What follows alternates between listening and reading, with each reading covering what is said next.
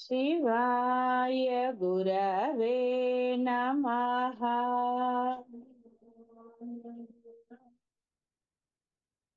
శివాయ గురవే నమః. ఆత్మయందు ఐక్యమై శాంతించిన మనస్సు గల వ్యక్తికి దానాదుల వలన ప్రయోజనం ఏమిటి? ఎవరి మనస్సు అయితే చంచలంగా మూర్ఖంగా ఉంటుందో వారికి కూడా దానాదుల వలన ప్రయోజనం ఏమిటి? కాబట్టి మనస్సు లగ్నమైన తర్వాత ఈ యొక్క నిన్న మనం చెప్పుకున్నది దాన ధర్మాలనండి, వేరే ఏవైనా సరే ఏది జరగాలో అది జరుగుతూ ఉంటుంది. అది దాన ధర్మాలు కానివ్వండి, మీ యొక్క కర్తవ్య నిర్వహణ అనండి, అవి వేటి యందు కూడా విడిగా మనస్సు అనేది కానీ ఏదో భావం కానీ ఇలా చేయాలి అలా చేయకూడదు సమర్థింపులు ఈ గోల ఉండదు. ఎందుకంటే ఏది జరగాలో అది జరుగుతూ ఉంటుంది. ఇలాంటివన్నీ కూడా ఆత్మ లీనమైన వ్యక్తికి. ఇక మనసు చంచలంగా ఉన్న వ్యక్తికి వాడు చేస్తే అయ్యో ఎందుకు చేశాను అనుకుంటాడు. చేయకపోతే అయ్యో చేయలేకపోయానే, చేస్తే బాగుండేదేమో అనుకుంటాడు. అంటే ఎప్పుడు రెండు రకాలు వాడు, రెండు లేదా అనేకం. చేస్తాడు చెయ్యడు నానా గోల. కర్తవ్య నిర్వహణ అయినా సరే ఇంకోటైనా సరే ఇంకోటి. సమర్థింపులు చెప్పకూడదని మానేస్తున్నారా? మానేయరు. సమాధానం చెప్పకూడదని తెలిసినా సమాధానం చెప్పడం మానేస్తారా? కాబట్టి ఇవన్నీ జీవ లక్షణాలు. మరి ఈ జీవ లక్షణాలు నశించందే ఆత్మ లీనమో ఐక్యమో జీవ బ్రహ్మైక్యమో అహం బ్రహ్మాస్మి ఎలా కుదురుతుందండి? చాలా కష్టం. అంటే ఇక్కడ ఎవరికి ప్రయోజనం మరి? నిజంగా ఇలా ఉండాలి నేను అని నిర్ణయించుకున్న వాడికి. ఎందుకంటే నిర్ణయం వల్ల మీ మనస్సు కానీ ఇంకోటి కానీ ఎలా ఉంటుందో మీకు బాగా తెలుసు. బాహ్యమైన వాటి దగ్గర మీరు ఎలా ఉంటున్నారు, అప్పుడు మీరు చేసే పనులు కానీ. అది ఇక్కడ నిశ్చలంగా ఉన్న మనం అంటే ఇక్కడ ఆత్మల ఐక్యం అవల. వాడు చేద్దాం అంటే వాడి మనసులో నిర్ణయం జరిగింది, దానం చేశాడు, నిర్ణయం చేసుకున్నాడు, జరిగింది. అటల్ హై అంటారు. అంటే వాడు నిర్ణయం చేసుకున్నాడు అంతే. ఇప్పుడు అది మంచా చెడా అనేది తర్వాత సంగతి. కాబట్టి చంచలంగా ఉన్నా వేస్తే. ఇప్పుడు చంచలంగా ఉంటే కదా మీరు సాధన చేస్తే అవ్వట్లేదు. నిజంగా చంచలం లేకపోతే సాధన ఎందుకని మీకు ఇదవ్వదు? ఇంకా తపనలు కదండి. సమర్థింపులు వచ్చినా ఇంకోటి వచ్చినా ఏదొచ్చినా స్థితి కలగలేదనడానికి నిదర్శనం మీకే కనపడుతోంది. గురువులు చెప్పక్కర్లా, ఎవరు చెప్పక్కర్లా. మీ మానసిక స్థితే మీకు సాక్ష్యం. మీరు చేసేది ఏదైనా సరే మీకే కదా సాక్ష్యం. మీ మనసుల్లో ఇంకా ఏ భావనలు ఉన్నాయి, ఏమున్నాయి, వాటిని విడిగా చెప్పక్కర్లా. అవి రాగద్వేషాల చెడ్డ తింద చెప్పిన భండాసురులు ఉన్నారా మీ మనసుల్లో? బండతనం అన్నప్పుడు ఆ యొక్క బద్ధకం అవి కూడా వస్తాయి. ఎందుకంటే ఇప్పుడు అనవసరమైన బద్ధకం కూడా మంచిది కాదు కదా. ఇలా అసుర లక్షణాలు ఏమిటో మీకు తెలియదు కాదు. అందులో ముఖ్యంగా అహం బ్రహ్మాస్మి స్థితికి ఉండకూడని లక్షణాలు అవి మీకు తెలియంది ఏమీ కాదు. ఏ లక్షణాలు ఉండకూడదో మీకు స్పష్టంగా తెలుసు. తెలిసి కూడా ఎవరి మనస్సు అయితే రజోగుణాలు తమో గుణం నిండి ఉంటుందో, అంటే కామ క్రోధ లోభాలు, ఇక అజ్ఞానము భ్రాంతి అంటే ఇదే. అంటే మీ భావం అర్థం కాలేదనుకుని సమర్థింపులు చెప్పటం కానివ్వండి, కారణాలు చెప్పటం కానివ్వండి, మీరు ఎందుకు చేశారు అనే ఒక నిరూపణ కోసం చేస్తున్నారు అనుకోండి, భ్రాంతి. ఇవన్నీ కూడా వారి మనసు చంచలంగాను లేక మూఢంగాను ఉంటుంది. దానాది ఆధ్యాత్మిక సాధనలు ఈ రెండు దోషాలను నివారించి మనస్సుని శుద్ధము సూక్ష్మము ఏకాగ్రము చేసి చిత్తాన్ని శాంతపరచాలి. అప్పుడే మనస్సు సహజంగా ఆత్మ యందు లీనమవుతుంది. అప్పుడు మీరు ఒక దానం చేశారనుకోండి, అనుకుని చేయకపోతే హాయిగానే ఉంటుంది. మిమ్మల్ని మీరు సమర్థించుకున్నా ఎందుకు దానం చేశారు, వారికే ఎందుకు చేశారు, లేకపోతే ఇంకోటి ఇంకోటి ఏదైనా సరే ఇలాంటివి ఏవీ లేవు. మీరు చేశారు అయిపోయి. అందుకని కాబట్టి మనసు రజోగుణ తమో గుణాలతో నిండి ఉంటే కష్టం. కాబట్టి సాత్విక గుణం కూడా కొంత మీకు ఉపయోగపడుతుంది, అందులో ఏమీ దోషం లేదు. కానీ దాన్ని కూడా దాటాలి, గుణాతీతులు అవ్వాలి. ఏ గుణము అంటే ఏ భావము గాని ఏది గాని ఉండరాదు అని భావం. దానికోసం మరి ప్రయత్నం చేసి తీరాలి కదా. చెయ్యకుండా ఇంకా ఇక్కడే ఉన్నారనుకోండి, వెళ్ళకుండా వెళ్ళాలి వెళ్ళాలి అంటే ఎక్కడికి వెళ్ళగలుగుతారు? చెయ్యాలి చెయ్యాలి అంటే అవుతుంది ఆ పని? ఏది జరగదు. అనుకున్నంత మాత్రాన జరగవు కదా. కాబట్టి ఇక్కడ మీ యొక్క ఆ ప్రయత్నము ఎంత మేరకో అంత మేరకు ఉండి తీరాలి. అద్వైతంలో నేను చెప్పాను, బాహ్యం గురించి చెప్పడం లేదు. అద్వైతంలో మీ ప్రయత్నం అనేది ఉండి తీరాలి. లేకపోతే ఎలా కుదురుతుంది? ఎందుకంటే మీకు అన్ని ఇచ్చాడు ఆ పరమాత్మ. బుద్ధి, దేహము, అవయవాలు, ఇంద్రియాలు అన్ని. అవి దేనికి వాడాలో కూడా చెప్పారు. కాబట్టి మీ మొదటి కర్తవ్య నిర్వహణ ఇది మాత్రమే. మీ దానం అంటే ఇదే, అన్నిటికీ అడ్జస్ట్ అవ్వటము అంటే అర్థము అక్కడ ఇష్టం లేకపోయినానో లేకపోతే అధర్మం అనో కాదు. ఏది అడ్జస్ట్ అవ్వగలుగుతారో అది అడ్జస్ట్ అవ్వటంలో దోషమే ఉందండి. స్థితి వచ్చే వరకు, స్థితి వచ్చాక ఎలాగో మనస్సు ఇది అవుతుంది. కాబట్టి ఇక్కడ మీరు తెలుసుకోవాల్సింది ఏంటి అంటే, వీటన్నిటికన్నా ముందు మీ మనస్సు లయం అవ్వాలి. లయం అవ్వడానికి మీకు పెద్ద వేరే అంటూ ఏమైనా ఉన్నాయా? ఏమీ లేవు. లయం అవ్వడానికి మీరు చేయవలసిన సాధన కసరత్తులు అంటూ విడిగా నిజంగా లేవు. కేవలం మనస్సు అనే దాన్ని మీరు దాంట్లో స్థిరంగా ఉంచితే చాలు. ఇంకా అసలు మీరు చేయవలసిందంటూ ఏమీ లేదు అసలు అక్కడ. ఏముంది అసలు చేయడానికి అసలు అక్కడ? ఏమీ లేదు. అదొక్కటే. ఒక్క మనస్సుని మీరు నియంత్రించగలిగితే చాలు. ఇక అప్పుడు ఈ సమర్థింపులా ఇంకోట ఇంకోట దానాల అసలు ఇంకా అవన్నీ అందులోకి వచ్చేస్తాయి. ఎందుకంటే మీరు ఇన్ని చేసుకుంటూ వెళ్ళాలంటే ఎంత కష్టం అండి.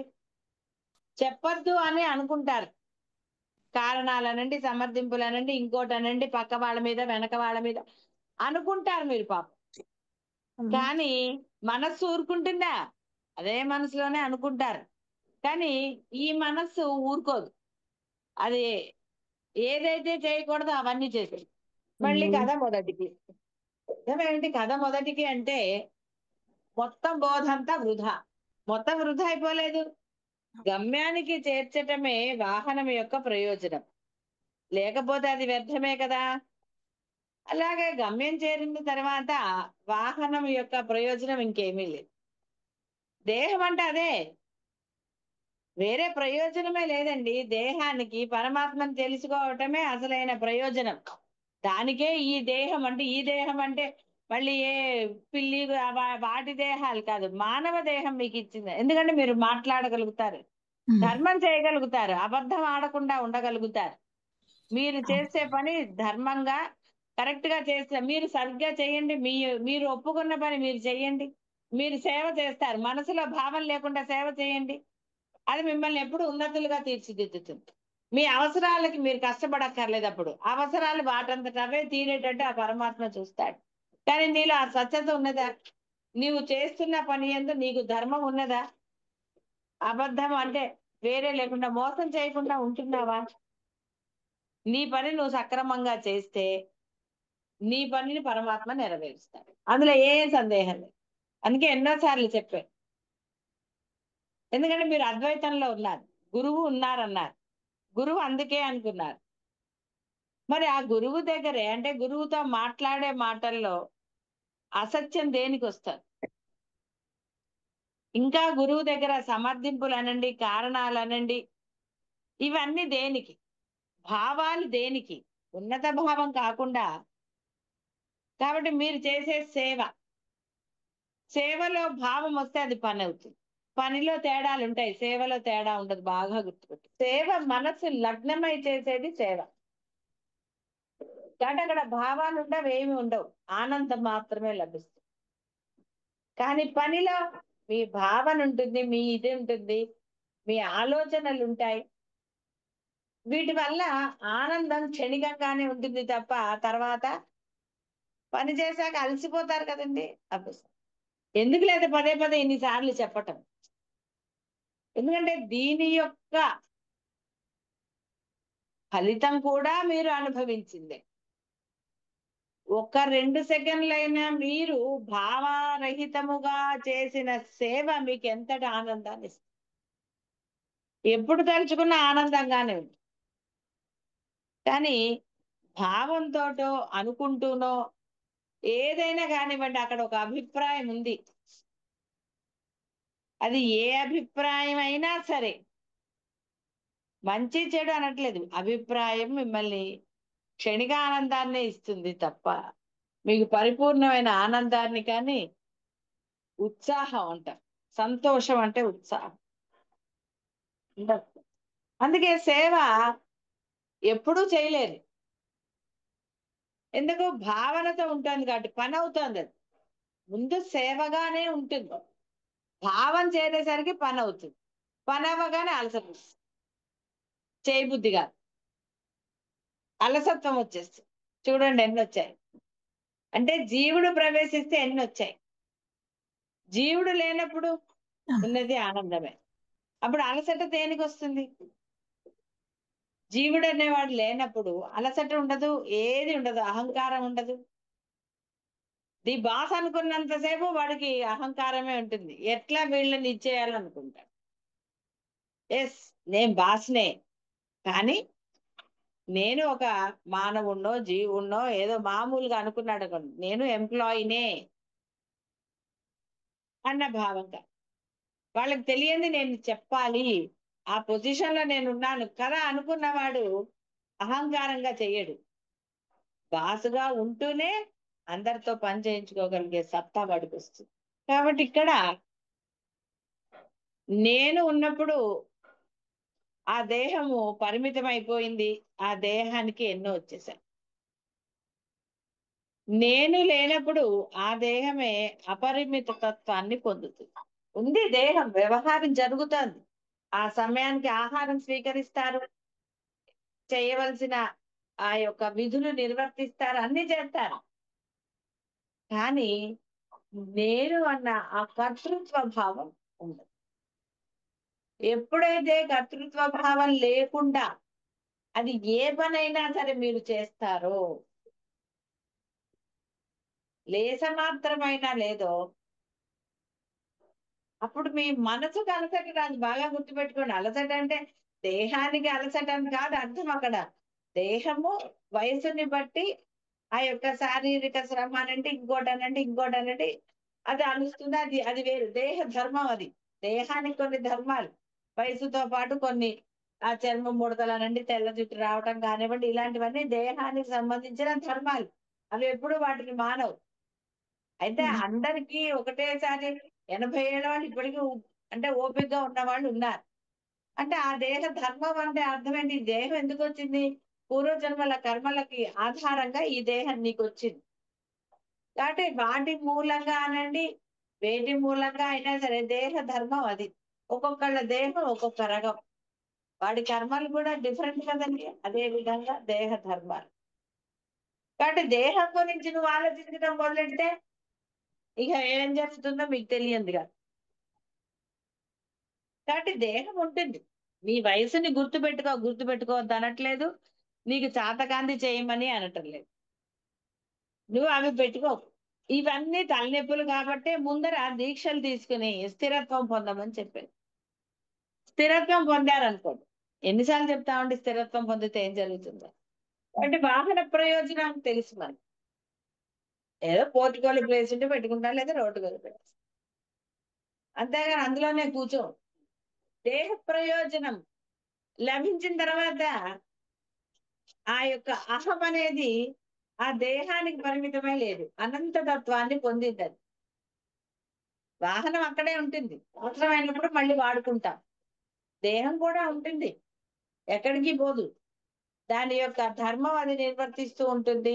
దాని ద్వారా ఏదైతే చెయ్యాలో కార్యాలు అనండి, మీ ధర్మం అనండి, ఇంకోటి అనండి, అవన్నీ అది చేస్తూనే ఉంటుంది, చేయించబడుతూ ఉంటాయి.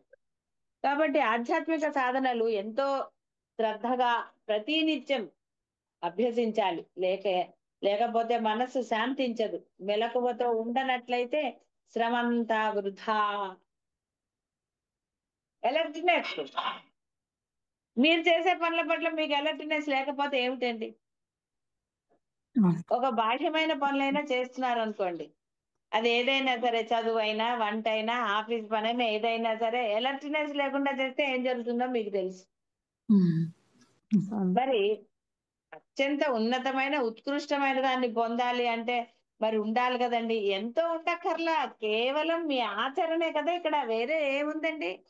ఆచరణ, నామస్మరణ చేస్తున్నారు, అది జరుగుతోందండి, దానికి డోకా లేదు, ఎస్ ఫైన్. మరి ఆచరణలో ఎందుకు లోపాలు? అక్కడ ఎలక్ట్రిక్, అక్కడ ఈ జీవుడు నేను ఇక మొదలైంది కాదు. ఈ నామస్మరణ అంతా వృధా అయిందా లేదా? మరి నామస్మరణకి తోడుగా చక్కగా ఆచరణ కూడా పెట్టారనుకోండి, పోనీ ఆచరణ ఏమైనా కష్టమైనదా? ఏమీ లేదు. నిజంగా ఎక్కడుందండి కష్టం అసలు ఆచరణకి? నిజంగా మీరు శ్రద్ధాభక్తులతో నామస్మరణ చేస్తే ఆచరణ ఎందుకు కష్టం అవుతుంది? చేస్తున్నారు కాబట్టే. ఎంత చేస్తున్నారు ఏమిటి అంటే ఒక ఎరుకతో చేస్తున్నారు అంటే అర్థం, మళ్ళీ కర్తృత్వ భావన వస్తుంది. ఈ తిప్పలు లేకుండా ఉండడానికే ఆ యొక్క దీక్షలు, నియమాలు, లేకపోతే ఇంకోటేమో చెప్పబడ్డాయి. కానీ అది పెట్టడానికి మనస్సు ఏంటి మరి? మనస్సులో నిశ్చయం కలగలేదు. నిశ్చయం కలగలేదు కాబట్టి జీవ లక్షణాలు పోవు. ఏమండి ఇది ఒక్కటేనండి, పర్వాలా, ఒక్కటి చాలు అనేకం అవడానికి. మీరు ఒక్కరిగానే వచ్చారు లోకంలోకి, అనేకం అవ్వలేదు. కాబట్టి ఏకత్వాన్ని సాధించడానికి మీరు ఆ యొక్క మొండితనమో ఇంకోటో చూపించాలి. కాబట్టి సాధన శ్రద్ధగా ప్రతినిత్యం అంటే సర్వకాల సర్వ అవస్థలందు చెయ్యాలి, లేకపోతే శ్రమంతా వృధా. కాబట్టి సాధన యాంత్రికంగా చెయ్యటమే కారణం, తాత్కాలికమైన భౌతికమైన ప్రయోజనాలను ఆశించి చేయటమే. నేనేం అనట్లేదు, అందరూ ఎవరైనా ఇదే చెప్తారు, ఇదే అంటారు. పోనీ మీకు తెలియని కారణాలా చెప్పండి. ఇది ఇది అబద్ధం అని ఎవరన్నా చెప్పండి చూద్దాం ఒక్కళ్ళు. భయపడక్కర్లేదు, నాకు ఏం పర్వాలేదండి, నేను ఏం చేయగలుగుతాను చెప్పండి మిమ్మల్ని? ఓ మాట అంటాను, అంతకన్నా ఇంకెక్కువైనా చేస్తాను చెప్పండి? పుట్టని మీవన్నీ మాయం చేయను కదా. వీడు కష్టాలను అనుభవించుగాక అని శపిస్తారండి గురువులు? శపించారు. మిమ్మల్ని ఏం శపించాం కదా, కాబట్టి మీరు భయపడక్కర్లే. మీ ఆస్తులు ఏమన్నా స్వాధీనం చేసుకుంటారా? వశీకరణం చేసుకున్నారండి మిమ్మల్ని ఏమన్నా? ఏం చేసుకోలేదు కదా. అవన్నీ ఏమీ లేవు కదా, మీరు భయపడక్కర్లేదు, నిర్భయంగా చెప్పవచ్చు. ఏమిటి కారణము? యాంత్రికంగా చేయటం, తాత్కాలికమైన భౌతిక ప్రయోజనాలను ఆశించే. ఎవరు అనలేరు ఈ మాట. పోనీ సేవన్నా చేసుకోండి అమ్మా, సమయం దొరికినప్పుడు కదండి. సేవకు కూడా మీ సమయం దొరికి మీకు ఇదైనప్పుడు చేస్తారు కదండి. అందరికీ గృహాలు ఉన్నాయి కాబట్టి ఏమి అలా ఎప్పుడు అనరు, ఇది సరదాగా కాబట్టి అంటారు. అది దొరికినప్పుడు చేసినప్పుడు భావరహితంగా చేయమని కదా చెప్పటం. అప్పుడు సేవ అయిందనుకోండి, అప్పుడు ఏదైనా తోటకాచార్యుడిలాగా సిద్ధి పొందొచ్చు. వాడు రామ అనలేనంటే లామ అన్నా కూడా రామ అన్న దాన్ని ఆ గురువు ప్రసాదించారు. ఆ చిన్నపిల్లాడు అడిగితే మోక్షాన్ని ప్రసాదించారు. కానీ ఏది అది జరుగుతోందా లేదా ఎవరికి వాళ్ళు ఆలోచించుకోండి. పక్క వాళ్ళ గురించో వెనక వాళ్ళ గురించో అనకండి, వాళ్ళని వీళ్ళని కారణాలుగా చెప్పకండి. ఇదేగా భౌతికమైన తాత్కాలికమైన ప్రయోజనాలను ఆశిస్తున్నారు, రొటీన్ గా చేస్తున్నారు అన్నాడు ఈయన. సాధనను యాంత్రికంగా చెయ్యాలి కదా, జరుగుతుందండి నామస్మరణ. అసలు అందులో ఎక్కడ మర్చిపోవడం లేదండి. ఇంతకుముందు మర్చిపోయాను, ఇప్పుడైతే అది జరుగుతుంది. అది జరుగుతుంది. ఆచరణ కూడా జీవుడుగానే జరుగుతుంది. అందుకని ఆ శ్రమంతా వృధా అయిపోవటం లేదు యాంత్రికంగా చేయటం వల్ల. మీకు బాహ్యమైన పనులు తెలుసు కదండి, యాంత్రికంగా చేసినప్పుడు మీరు ఎట్లా ఉంటున్నారు, ఇష్టంగా చేసినప్పుడు ఎలా ఉంది ఉత్సాహం. ఎక్కడికో వెళ్ళక్కర్లా, మీ పనులను మీరు అబ్జర్వ్ చేస్తే చాలు. ఒక భూతం ఒక వ్యక్తిని ప్రతిదినం ప్రాతకాలం ధ్యానం చేసుకోవడానికి మేల్కొల్పేది. మరి భూతాలు అలా చేయవు కదా. స్వభావ విరుద్ధమైన ఈ పనికి కారణం ఏమిటని అడగ్గా, ఈ వ్యక్తి ప్రతిదినం మేల్కొని యాంత్రికంగా పూజా ధ్యానాదులు చేసి సంతృప్తి పొందుతాడు. దానివల్ల వానికి లాభం ఏమీ లేదు. కానీ ఒకరోజు సమయానికి మేల్కొనలేదు. తదుపరి ఎంతో ఆతురతతో మనపూర్వకంగా గాఢంగా ప్రార్థన చేశాడు. అలా అయితే వానికి భగవంతుడు లభిస్తాడు అని అనుకున్నాను. అందువలన అతడు యాంత్రికంగానే ప్రార్థన ధ్యానాదులు చేస్తూ ఉండటం కొరకు నేను వారిని నిత్యం మేలుకొలుపుతూ ఉన్నాను. వాడిని పట్టుకుని ఉండాలి కదా, ఏదో ఆశించింది కదా ప్రయోజనం ఈ భూతం. అందుకంట అంటే వాడు ఒక రోజు లేటుగా లేచాడు. లేటుగా లేచినప్పుడు అయ్యో తప్పు చేశాను, పొద్దునే లేవలేదు, ఆయన్ని చెయ్యలేదు అన్న తపనతో, అంటే మనస్సు పరమాత్మ ఎందు లగ్నమై చేశాడు. చేస్తే వాడికి లభించేస్తాడు. అప్పుడు నా గతి ఏంటి అనుకుంది ఆ భూతం. అందుకని వాడిని లేపుతుంది. కాబట్టి మనస్సు పవిత్రము నిర్మలము అయితే ఆధ్యాత్మిక సాధనలు ఫలవంతం అవుతాయి. ఇంకనూ వాటిని కొనసాగించినప్పటికీ నూతనంగాను అధికంగాను పొందగలిగేది ఏమీ లేదు. ఫలవంతం అయ్యే కదండి మీకు అద్వైతం తెలిసింది. అందుకనే కదా అవి చెయ్యక్కర్లేదన్నారు. ఇప్పుడు ఏం చేశారండి, అవి మానేశారు. అందుకే చాలాసార్లు చెప్పడం జరిగింది, రెంటికి చెడ్డ రేవడు అవ్వకండి. కోరికలు కొన్నిట్లో తీరాయి, కొన్నిట్లో ఉన్నాయి అంటే మళ్ళీ పూజలు చేసుకోవాల్సిందే. మరి మీ ఇష్టం. గురువు లేకపోయినా పర్వాలేదండి, దేవుడు ఇంట్లోనే ఉంటాడు. ఏదో ఆయన అయితే ఏం అనడు. మీరు పూజని బద్ధకంగా చేసినా, తప్పులతో చేసినా, ఆయనకి నైవేద్యం పెట్టినా పెట్టకపోయినా, కాసేపు దేవుడి గదిలో నిద్రపోయినా, ప్రార్థన చేస్తూ నిద్రపోరా, వింటూనే నిద్రపోతారు. ప్రార్థన చేస్తే ఎందుకు నిద్రపోరండి? పాప ఆయన ఏం అండు కదండి, గురువు అయితే తిడతాడు. కానీ వివేక చూడమణిలో శంకరాచార్యులు సత్యాన్ని తెలుసుకొనకపోయినచో శాస్త్ర అధ్యయనం నిష్ఫలం. సత్యాన్ని తెలుసుకున్న తర్వాత కూడా ఆచరించకపోతే తెలుసుకున్నదంతా వ్యర్థం. తెలుసుకున్నాక ఇంకా శాస్త్రాలతో పని లేదు. ఇప్పుడు అదే జరుగుతుంది. బోధ వల్ల ఏమిటండి ప్రయోజనం? ఇంకా కాలక్షేపమే జరుగుతుంది. ఎందుకు కాలక్షేపం అయింది? అనేక కారణాలు. కాలక్షేపం అబ్బా కానీ లేదో అని మరి అద్వైతం కాలక్షేపమా కాదు అని అందరు కూడా చెప్తారు. అన్ని మీరే చెప్తారండి, ఏం డోకా లేదు. వాచా వేదాంతులు కదా, నేనేం ఎక్కిరించటం లేదు, ఉన్న వాస్తవం చెప్పటమే. మరి దేనికి వాచా వేదాంతులుగా ఉన్నారు అంటే అఖండ మౌనం. అక్కడ సమాధానం రాదు. చూడండి, అనవసరమైన వాటన్నిటికీ సమాధానం ఉంది. అనవసరమైన వాటన్నిటికీ సమాధానం ఉంది.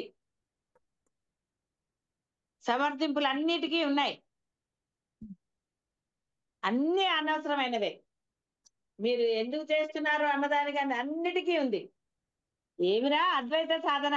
ఇక సమాధానాలు అఖండ మౌనం. అసలు ఇక గురువేమిటి, మిమ్మల్ని పుట్టించిన బ్రహ్మదేవుడు కూడా మీ చేత సమాధానం చెప్పించలేడు. అనుభవం కదా నాకు కూడా. సమాధానం చెప్తారా? అబ్బే, దిక్కులు చూస్తారు, పక్క వాళ్ళని చూస్తారు, వెనక వాళ్ళని చూస్తారు, సాధ్యమైతే నేలను చూస్తారు. స్వాధీనమైన మనోశక్తిని, ఆ వ్యక్తి గొప్పతనాన్ని ఇక్కడ మళ్ళీ చెప్పారట. సరే, ఇప్పుడు మీకు తెలిసింది కాబట్టి, ఇప్పుడు తెలిసింది ఏముంది లేండి కదా, ఒట్టి మాట. ఎప్పుడోనే మీకు తెలుసు కాబట్టి మీకు తెలిసిన దాన్ని మీరు ఆచరణలో పెడితే మీరేం పొందుతారో కూడా మీకు తెలుసు. మీకు తెలియదేమి లేదు ఇక్కడ, అది వచ్చిన బా. కేవలం ఆ మనస్సులో దృఢ సంకల్పం లేకపోవడం. దృఢ సంకల్పం మీలో కలిగితే మిమ్మల్ని ఎవరు ఆపగలరండి? అష్టావక్రులు చెప్పినా, శంకర్లు చెప్పినా, ఎవ్వరు చెప్పినా అదే చెప్తారు. కాబట్టి కర్తృత్వం అనేది లేకుండా ఉండాలి అంటే ఎంత కష్టం అండి అని అనుకుంటే, ఈ జన్మే కాదండి, ఇంకా ఎన్ని జన్మలు ఎత్తినా అంతే. కర్తృత్వమే జన్మలకు కారణం, అహంకారమే కారణం. అవి నశిస్తే పరమానందం. కాబట్టి తెలిసిన పరమ సత్యాన్ని ఆచరణలో పెడతారా, లేక ఇలాగే కాలక్షేపం చేస్తారా, మీ ఇష్టం. శుభం భూయాత్.